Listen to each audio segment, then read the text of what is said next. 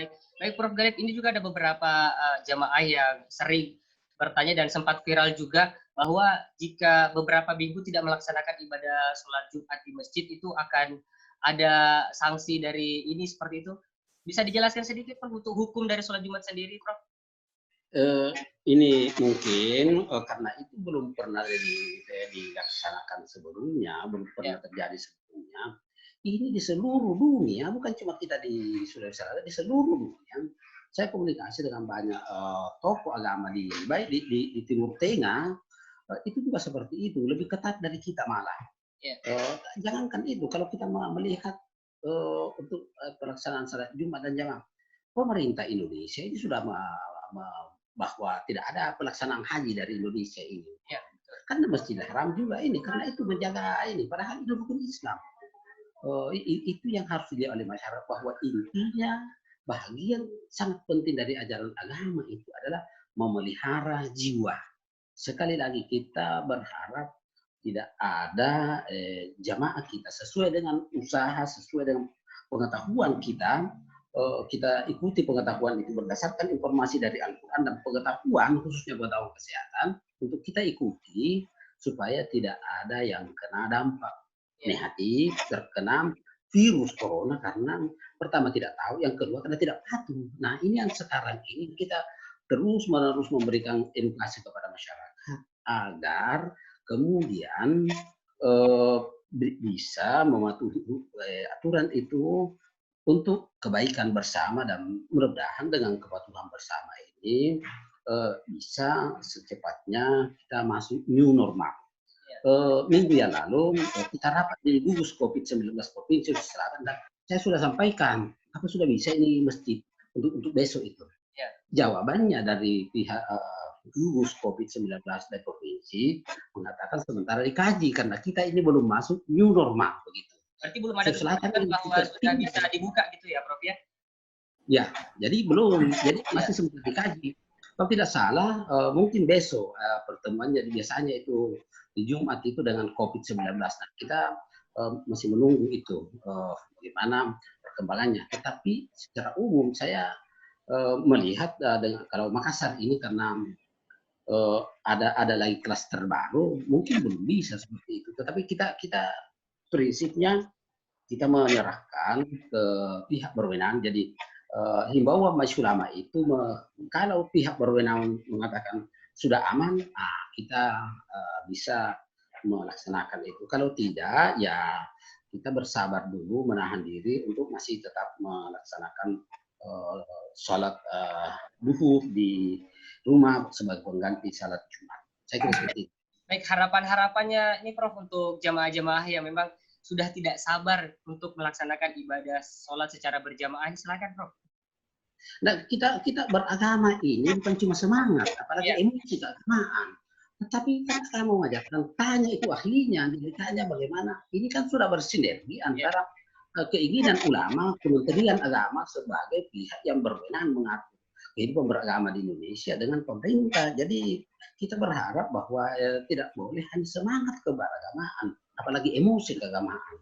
Bahwa apa yang disampaikan oleh para ulama dan pemerintah itu adalah untuk kebaikan masyarakat, bukan untuk bukan untuk kesusahan mereka. Karena ini mungkin kita ingin mengatakan, oh, ini karena saya patuh, tetapi kemudian ada hal yang bisa menjangkiti kita, virus menjangkiti kita dan bisa kita sakit, dan itu tentu tidak baik. Semua yang kita inginkan ini harapannya sesuai dengan tuntunan dari mereka yang punya kewenangan untuk itu, sehingga kita bisa sehat dan tentu selamat dunia dan akhirat. Saya kira seperti itu.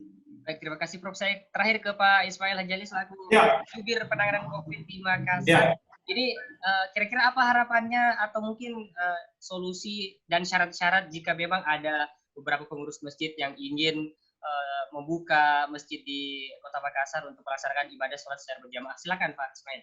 Ya, jadi tentu harapan saya terhadap masyarakat kita yang berkeinginan untuk melaksanakan sholat Jumat ini, yang pertama kalau itu dilaksanakan, ya harus tetap menjaga protokol kesehatan. Tapi kalau saya tadi sepaham dengan Pak Ustaz bahwa sampai hari ini, detik ini belum ada perintah atau arahan untuk kita bisa, karena kita belum dalam kondisi new normal atau tatanan kehidupan yang baru. Nah, tentunya ayo kita semua sama-sama lebih mengutamakan ya kesehatan kita, keamanan kita, karena kita ini kalau ada di luar rumah, ya itu kalau ke masjid keluar rumah ya, kita tidak tahu pulang, ya, termasuk diri kita ini apakah aman, ya kalau sudah berinteraksi, karena kalau di masjid itu ya saya kira bukan puluhan orang, bisa ratusan orang kita berinteraksi. Tapi kalau itu sekiranya tetap dilaksanakan, jangan lupa pakai masker. Jaga jarak, ya jaraknya mudah-mudahan panitianya atau pengurusnya bisa mengatur. Ya, tapi saya ulangi, sampai hari ini belum ada arahan bahwa kita bisa melaksanakan sholat Jumat. Intinya bukan dilarang seperti itu ya Pak ya, cuman memang sebaiknya tidak melakukannya dulu sebelum ada koordinasi langsung, seperti itu ya Pak? Iya, belum ya. Jadi tentu sebaiknya kalau bisa ya, seperti Pak Ustaz tadi ya kita sembah duhur aja dulu di rumah. Ya, hukumnya sama ya, karena ini mengutamakan. Tidak ada di atasnya, mengutamakan kesehatan kita, diri kita dan keluarga. Setelah keluarga, lingkungan kita. Jangan sampai muncul klaster-klaster lingkungan lagi yang bisa membawa lebih, ya kita ini kan lagi mempertahankan bagaimana ini tidak terjadi penambahan. Kurva kita bisa melandai terus. Lebih baik nah, walaupun ini Pak ya. Iya, itu. Saya kira kita sama-sama. Dan COVID ini bisa terputus kalau kita bergerak bersama-sama. Saya kira itu saya. Terima kasih. Baik, terima kasih Pak Ismail. Dan kita memang sudah dibatasi oleh waktu. Terima kasih juga oleh Bapak Profesor Muhammad Galib selaku Sekretaris MUI Sulsel yang sudah memberikan masukan-masukannya terkait dengan bagaimana tentang pembukaan masjid di dalam atau di tengah satu pandemi yang ada di Indonesia, khususnya di Kota Makassar. Dan terima kasih juga Bapak Ismail Haji Ali. Tetap semangat untuk selalu memperjelaskan ke masyarakat terkait dengan penanganan COVID-19 yang memang belum ada akhirnya ya, seperti itu. Baik, terima kasih Pak Ismail dan juga Prof. Galib. Sampai ketemu lagi, tetap sehat selalu. Assalamualaikum warahmatullahi wabarakatuh. Waalaikumsalam warahmatullahi wabarakatuh.